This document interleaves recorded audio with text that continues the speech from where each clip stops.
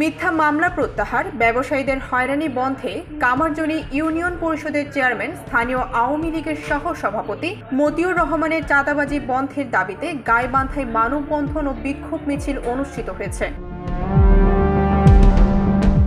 সদর উপজেলার নতুন বন্দর বাজারে শুক্রবার দুপুরে এ মানববন্ধন অনুষ্ঠিত হয়। এতে আব্দুল খালেকের সভাপতিত্বে বক্তব্য রাখেন জেলা যুবদল নেতা মিলন মিয়া, বিশিষ্ট ব্যবসায়ী সারওয়ার হোসেন, রানা মিয়া প্রমুখ। 12 নং কামারজনী ইউনিয়নের চেয়ারম্যান মতিউর রহমান আমাকে হুমকি দেয় এবং হয়রানিমূলক মামলা দিয়ে আমাকে হয়রানি করছে।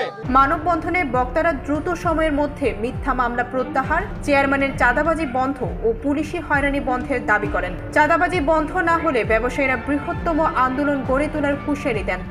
মানববন্ধন শেষে একটি বিক্ষোভ মিছিল নতুন বন্দর বাজার এলাকা প্রদক্ষিণ করে। ডেস্ক রিপোর্ট, ভোরের পাতা।